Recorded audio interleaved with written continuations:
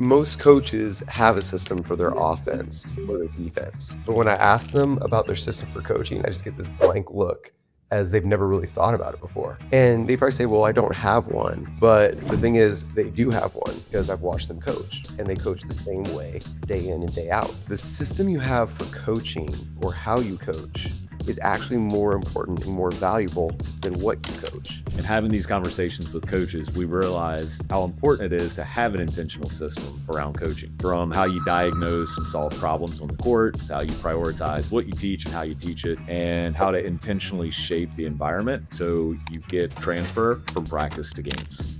Welcome to The Hours. I'm Tyler Coston. This is Mark Cascio, and together we run SAVI Coaching. We're on a mission to revolutionize the way the game is taught and played. Each week, we'll break down the stuff that actually moves the needle. Practice design, shot selection, defensive principles, player development, you name it, and we'll talk about it. And before we get going, check right now and see if you're subscribed. If you're not, please hit the button. It's free. It only takes a second, and it helps us continue to share free content and improve the podcast every week. We appreciate you. Let's get into the episode. So one of the biggest questions I get around the RDS offense is, okay, I've got the course, I've got the system. Now, how do I install it? Whenever this question comes up, it makes me think of the SAVI method. The SAVI method is how we turn information into application. And in today's day and age of coaching, you can go get any information that you want on social media or on YouTube. You can find a lot of what. The hard part is filtering out what doesn't belong, what doesn't resonate with you, and the stuff that's left over is like all the stuff that you want to install with your team. That is really turning the information application. That is the SAVI method, or what we're calling the art of coaching today. Yeah, and we're referencing the SAVI method, and we didn't even plan for this, but I'm going to give the 30-second version of the SAVI method. SAVI, simplicity wins. How can you distill it down to its simplest form and the most important thing? Adversity. What's the obstacle that would keep you from being successful? Identify it and remove that obstacle. Victory. How can you define your victory? Through measurement and be data focused. Associate some sort of measurement with your objective. Identity. Can you continually repeat that process until it moves from information to application, becomes a habit, it becomes a part of who you are? Then it's time to apply that method to the next thing. That's the SAVI method. That might have been less than 30 seconds. Come on, which is part of how you coach. But Mark will get into that later. Yeah, I mean, the whole time you're talking, I'm like, gosh, this is such a good framework that we use to help coaches. And this is what our members actually like. They come for the systems, they come for lock left, they come for RDS, they come for something. But all the questions really center around the SAVI method, which is why we're recording the podcast today. Is like we're going through our community and all of these questions. It's like, gosh, it's really hard to sit down and type this whole thing because it is simple, but there's a process to it. So that's what we're hoping to dive into is if you're going to go coach a team, like what is coaching? Like, how do I do that? How do I run a practice? How do I lead a program? How do I get my teams to do all the stuff that's in my head to where, like you said, it's part of their identity, or I would say it's just encoded in your DNA. So you want your style of play to be encoded in your players. What we're going to share is a 3-step system for coaching that should be part of your identity or encoded in your DNA to where when you step out on the floor, you're equipped with the tools to lead your program. Mark, I'd say that coaching is behavior change. When you're coaching someone, you're trying to change some sort of behavior. And the system for coaching or the rules for coaching are how you get a change in behavior. You all have tools or a system that you use to try to get changes in behavior. You have it with your children. If you have children, you have it with your friends. If you have friends or family members, you have it with your spouse or partner. Like you're trying to get them to change a behavior because you think there's a better way to do it. That's all coaching is. And so your offensive system, you're trying to get them to do it. Let me share with you a quick story about coaching. My daughter was playing in a league, her girls team. They're playing against boys teams in this league. And they're playing against a 5th grade boys team. The boys that they're playing against were losing to the girls. So created all sorts of emotional trauma at that point. But the person that was most traumatized was the opposing coach, who was obviously coaching his son. He wanted this boy on his team to do something different, to run the offense or to run the defense. I don't even know what he wanted him to do something different. And so in order to get him to change his behavior, he was like physically pushing him, Like he called a timeout and he was like pushing him and like in his face to get him to do something different. I don't know what he wanted him to do different. That was his system for coaching, right? So like, he wouldn't say that if we asked him, "Hey, what's your system for coaching?" But that was his system. He wanted the kid to do something different, so he pushed him to do something different. I think there's a better system, probably in the moment, and in general. And we're going to give you, because Savvy is simple, we're going to give you 3 steps to help you intentionally create a more effective and hopefully more positive system for coaching. Yeah. Uh, Whenever I hear that story, it's like so many coaches want just compliance. Just do Mhm. what I do. It's because this is the way this is the way I'm saying it. This is the way I'm done. I'm the coach. You're the player. Just do the job and don't worry about why. Don't ask questions. And if you don't do it, I'm gonna be upset. So that'd be And more of a don't and don't even, I'm not even gonna help you do it better. Just do it. Like, yes. I know how it's supposed to be done, so you obviously should know how because you are a human being as well. And then, yeah. Yeah. Like, is it won't or can't would be a question that every coach should ask. Okay, there's a job I want Mark to do. Is it because he won't do it, or is it because he can't do it? And the majority of the time, it's because they can't do it, not because they won't. Occasionally, it is won't, but it's usually can't. 100%. Okay. So we'll go through 3 steps. The first is shape the environment. Second is how you provide feedback to your players. And then third is how you diagnose and solve problems that come up. So we'll dive into shape the environment because I think that is one of the most important things that a coach can do. And I don't think we think of coaching as a shaper of environment. I think it's like activity director, right? Like, let's do this drill, let's do this drill. But if you go into practice and think, all right, what do I want my practice to feel like? What's the environment of practice going to be? But then what's the environment going to ask our players to do so they learn through experience? So one of the games based approach or constraint led approach that's trending in basketball right now. Some call it ecological dynamics. I'm not smart enough to use that vernacular or know what it means, but what it means is that the environment is the teacher. So just by going through the drill or playing in the game, they're going to learn through their experience and through their exploration. So you actually want them to kind of experience the problem before you provide the solution. And I think this is flipped from what most coaching is. Like, we just start with the solution, but they don't have context to what problem you're trying to solve because that's what you're doing on offense or defense. If you're on offense, you're trying to solve problems that defense is giving you. If you're on defense, you're trying to solve the problems that offense is giving you. So show them the problem and then let them explore. They might find some solutions, but now when you actually go and teach, they have some context to tie back to. You know, I've heard this referred to as studentship. And, Mark and I have had the opportunity to coach a lot of players for a very long time. And one thing that we've been able to do is like we go in and run clinics or we do short camps. And the most common observation I get from coaches is, "Oh, yeah, I've been saying that for 3 years." How did you get them to change behavior? Remember, this is going back to coaching's behavior change. How'd you get them to change behavior? They didn't use those words, right? Like, how'd you get them to run row series? How'd you get them to run lock left in 2 days? It all comes back to shaping the environment. And what you, as a listener, as a coach, should focus your attention on first is this concept of studentship. We want players to change their behaviors. So we have to teach them how to learn. We assume that they know how to learn and try to change their behavior. We try to teach them a new behavior before we taught them how to learn a new behavior. That's shaping the environment. So the environment must be one of studentship before you can teach anything. And the mistake that a newer coach, and especially a youth coach, makes is they're like, "Oh, I'm gonna go teach them a layup," but you haven't taught them how to learn. So how can they learn a layup if they don't know how to learn? That's an environment piece. Yeah. And when we talk about like shaping the environment or the game being the teacher, the experience being the teacher, as a coach, it doesn't mean you're just like rolling the ball out and watching them play. Like, what shaping the environment is adding what we would call constraints. And that might be how many players are going to participate in the game. How much space are we going to use? Is there a time limit? Is there a shot limit? Is there, a number of pass limit? Like, all those things will help players figure it out on their own. So if you go into a game and say, hey, Mark, Tyler, you are playing 2-on-1 against a defender. but you're only allowed 2 passes or you're only allowed 1 pass. Well, that's going to completely change the way that we attack and look to score if we had unlimited amount of passes. So that's just a simple way that you would what we mean by shaping the environment.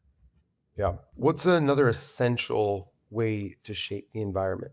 So if we were to just give them one or two more real specific things, because a coach might at this point be like, yeah, I want to do that. I want to teach studentship. I want to shape the environment, but they don't know where to do that or how to do that. Your scoring system, I think, is one of the easiest way to shape environment. So here's one that you could use at the youth level, maybe, or really any level. I think at the higher levels, this is teaching shot selection, or it's teaching them to find new ways to get different types of shots. So we use the SAVI shot scale. I'm going to use nines and sevens here. Nine is a wide open layup. A seven would be a wide open shot, maybe at the youth level. A wide open three at the higher levels. So if you wanted to emphasize that we hunt nines first, meaning we want to get stuff around the rim before we take a perimeter shot, then maybe just play a game that we'd call opposite day or opposite game where twos are worth three and threes are worth two, or however you wanted to design that scoring system. But just you could say twos are worth double. So twos are worth four, threes are worth 1 point, something like that. That is just you're still playing basketball. You might not make any other adjustments, but automatically players are now going to be more intentional about getting shots close to the rim instead of just jacking up threes.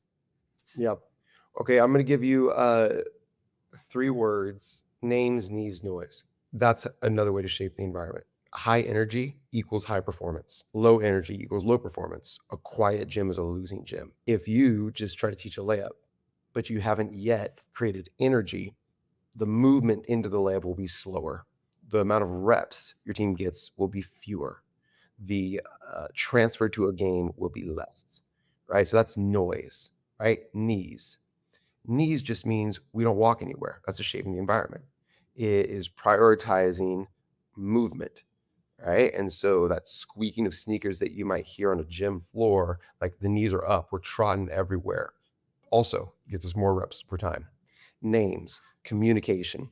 In any team sport, especially, we have to be connected. And the simplest thing to say is someone's name: Mark, Tyler.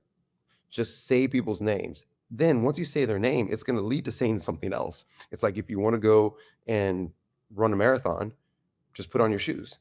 Putting on your shoes usually leads to running. Where if it's like, oh, going from nothing to running a marathon is hard. You want players to talk more, tell them what to say. Just say people's names, and it will lead to more communication. That will shape the environment and start to create an environment where excellent things can happen. You said something about teaching a layup, and I'm going to connect this to names, knees, and noise too, because I think like sign of a master coach. If I was just going to go to a practice and just be blown away by the coach that's running the practice, is one they would have something that's going to shape the overall environment, which is what names, knees, and noise would do, right? If I just come to your practice and your players are to the standard of names, knees, and noise are using they're connecting with teammates using names, they're trotting everywhere, they've got noise, it's high energy. Well, that's just going to create an environment where automatically we're going to get better than if it was a low energy environment. But with teach use, and then you said that will transfer to how your players operate. And let's say you're teaching them a layup. Here's how you would add a constraint without yelling or telling them to go harder for a layup is just minimize the amount of dribbles. So, hey, we're starting from here. If you're going really, let's say players are kind of going half speed, so it means they're probably going to take more dribbles than they need to. Just say, we're going to finish a layup from this spot. Maybe it's the 3 point line, but you only have one dribble. Well, without telling them, hey, you're not going hard enough, you need to go harder, you can just remove the amount of dribbles. Automatically, they're going to be going harder. It's going to be more of a game like layup. And again, by limiting the dribbles, they're going to have to experience something. They're going to have to feel what it feels like to like really cover some ground with their dribble, to take big steps when they dribble. They're probably gonna have to finish off 1 foot. So now that might be a different type of finish that they're not comfortable with. But all that exploration is going to be that is what skill development is. That is taking a player from where they are now to where you want them to be.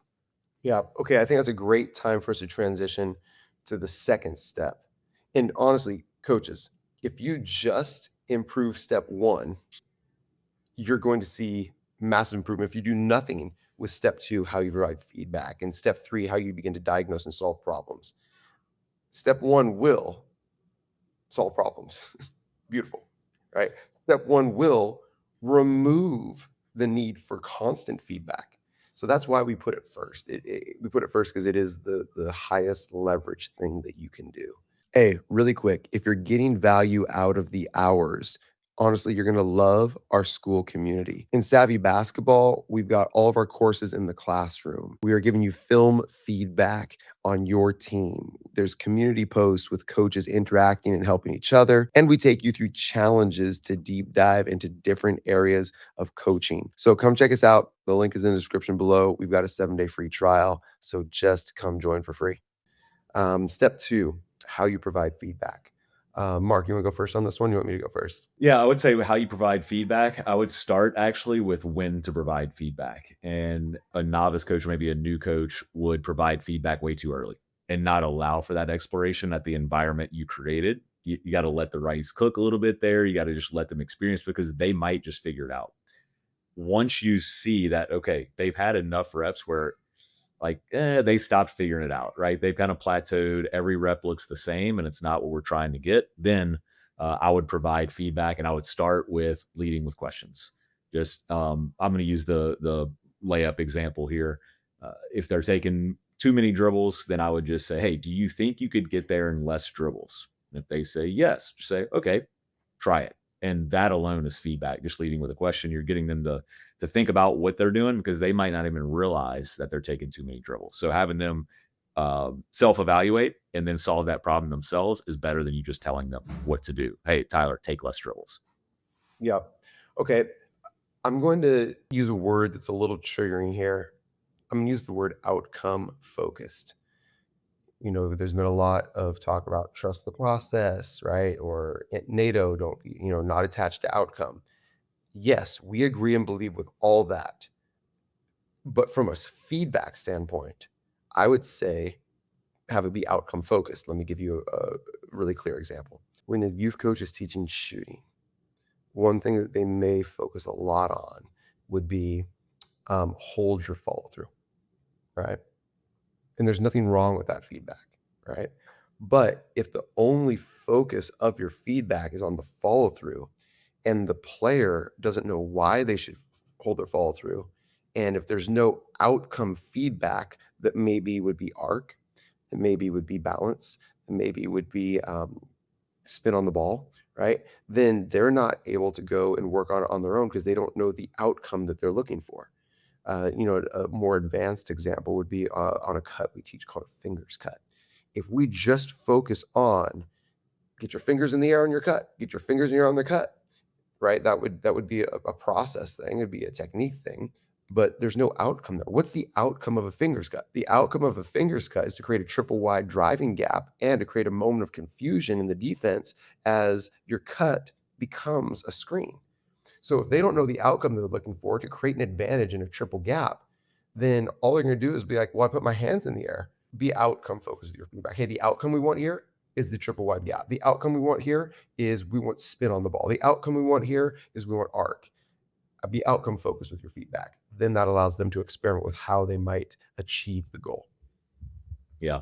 So that'd be more of just explaining the why. So Yeah. why do we hold our follow through? Right? Mhm. Why do we make this cut? Yeah, that's Yeah. good. I didn't know And where you're going with good outcome. idea. Go ahead. I didn't know where you're going with outcome based there, but Yeah. yeah, the why Which is here's what I've been thinking about a lot because we've talked a lot about explain the why, but I don't think that's clear enough for a lot of coaches because their why might be like, because this is the right way to shoot. And that's not the why. Like, yes, it's the why, but the why needs to be outcome focused, I think is what I'm really trying to get at, right? Why? Because that's how you run a fingers cut, right? Why? Because we run row series. But that's a why, but it's not an outcome focused why. So I think it's a little more clear of the why. Like what type of why are we looking for? I mean, because I said so is a why, right? But it's not a good why. yeah, and I think a lot of coaches, the why is, well, this is the way I was taught, Yeah. right? Or this is the way I shoot, so this is Yeah. the way you should shoot. Yeah. When I think of feedback, I think a trap that coaches fall into would be general feedback. Let's play harder. Let's get a stop. Let's get a rebound. Let's take better shots, right? So specific feedback, I think, is a sign of a master coach or a system for coaching would be.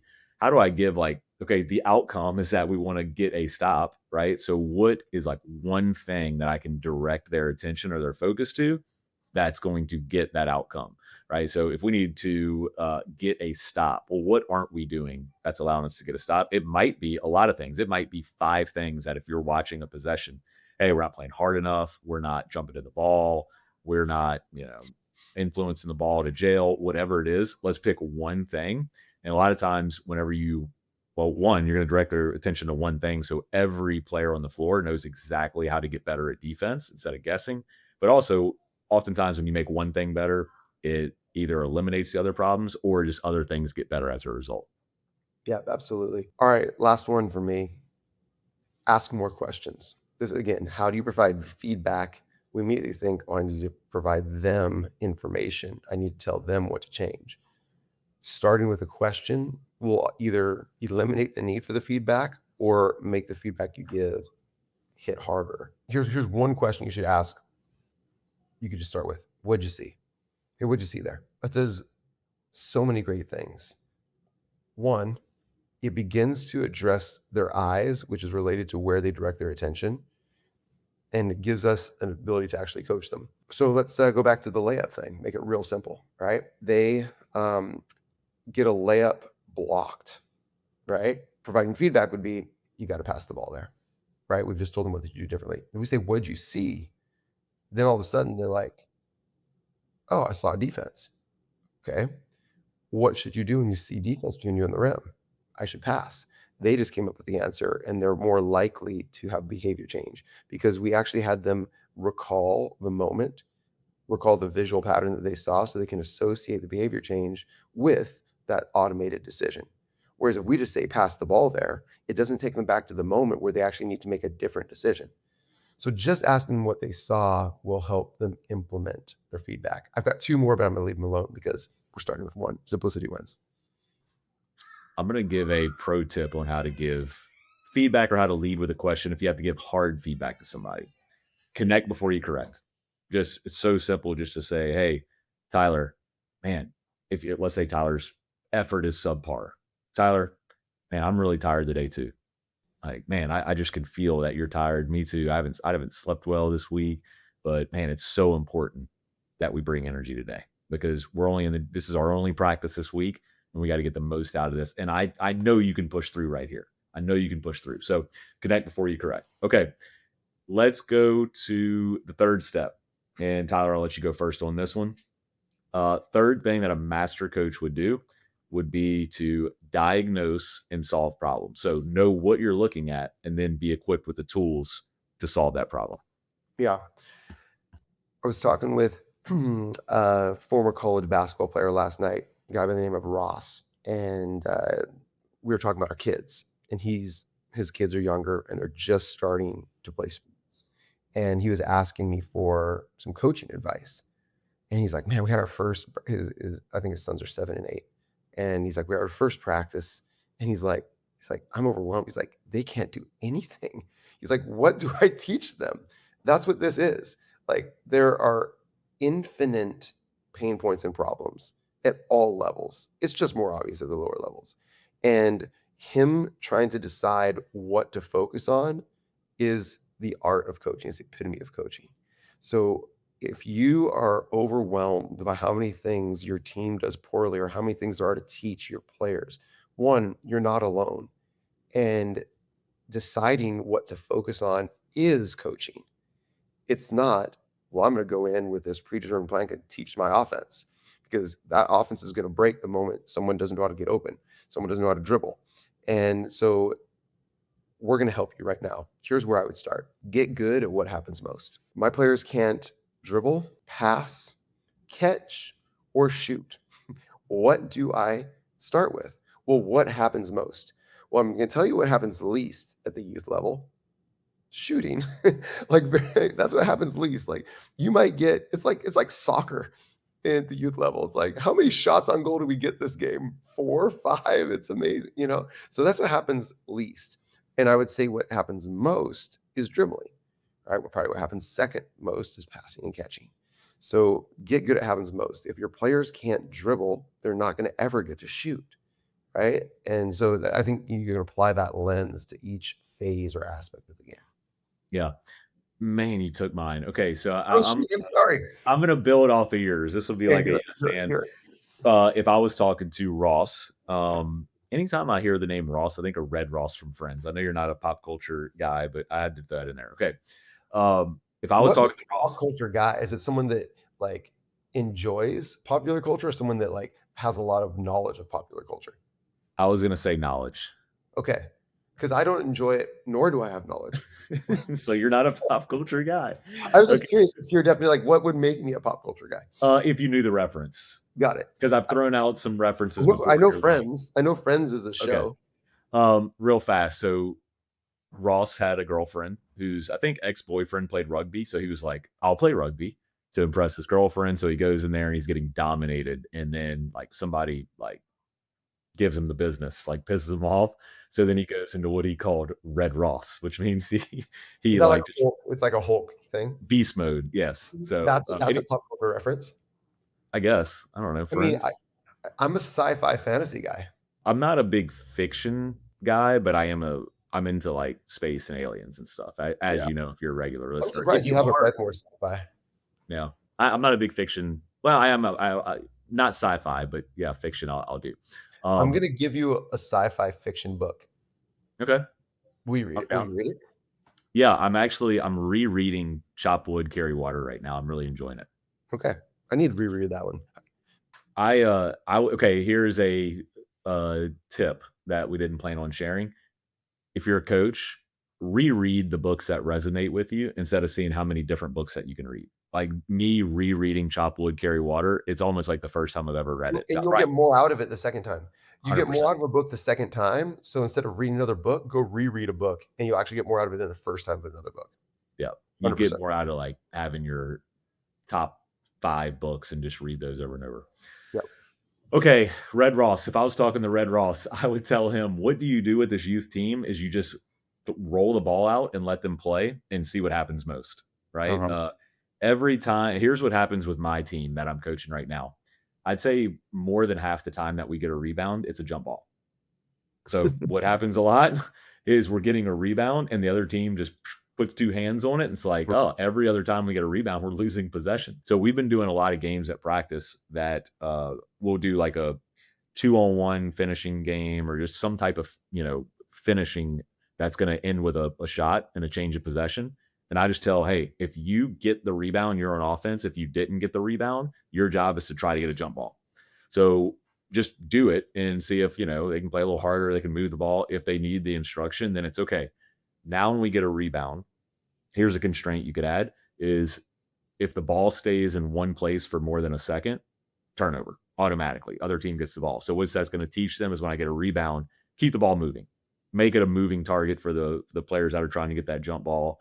Then you can add some pivots in there, but that would be something that's going to happen a lot at the youth level. Or we all run to the ball, right?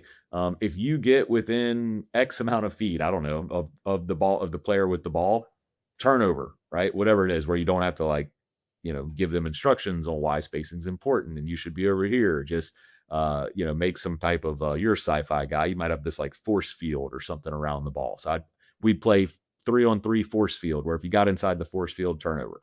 Interestingly enough, in hard science fiction, force fields aren't used very much because there's really just not much science to back it up. I really like sci-fi that like can take one more step on current research, so it's like actually like a nearby scientific development, just like faster than light travel. Like that's a big jump. There's really no science that's leading us towards faster than light travel. So like force fields, FTL, they're not really likely. Just a little FYI for everybody. The Jetsons. Did you ever watch the Jetsons growing up? I did watch the Jetsons growing up. Yeah. I figured we'd be in the Jetsons. I think a lot of people figured that we Yeah. would be, in the Jetsons by now. Okay, I got one more I got one more way to Oh, we're diagnose. talking about coaching? Oh, got it. Okay, go back to it. Oh, um, okay, measure more. Perceptions are often wrong. I perceive that we're really good at this, or I perceive we're really bad at that, or I perceive that this is really hurting us. Well, just measure it, right? So if we perceive that left-hand drives are hurting us, well, measure it, right? How many left-hand drives result in a bucket? If we perceive that, I don't know, on offense, if we perceive that sending 5 to the offensive glass is really hurting us, measure it, right? Play multiple games there and calculate transition points by the other team and play multiple games where you send 5 back and just measure it. The measurement will let you know if it's a problem or not, but also the measurement will develop the player. I'll give you guys a pickleball reference right now. I'm putting together a, a 7-day improvement plan for pickleball players, and by these different personalities. And one of the drills that I'm asking a player to go through, and we've had a lot of success with it already, is like, okay, players that struggle with decision making, the game is called Be Crazy, Be Boring. And for the first game, they have to be as crazy as they can, hit the most audacious, aggressive, artistic, theoretically low percentage shots to try to win the point on a single shot instead of work for a small advantage. That's the Be Crazy game. Then they get a score against their opponent. Then Be Boring. They have to hit the lowest risk, just most steady, balanced, patient shot, and then score. And you can probably guess which approach results in more points. It's the boring one. And like I could say take better shots. I could talk about shot scale, right? But when they feel and then measure, it leads to behavior change.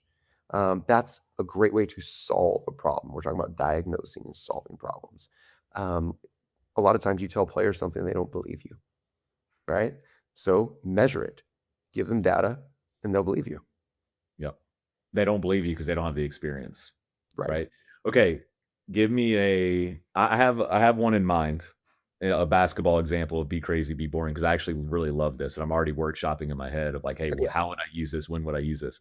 Mhm. Give me okay. So we're going in the gym and we're doing a be crazy, be boring. How would you do that on the basketball court? Here is mine, and maybe this is just like a live workshop of the idea here is I'm always trying to craft pickup. I'm shaping the environment of pickup with my team because I love playing pickup. I think there's a ton of value in playing pickup on a personal level, but also with your team.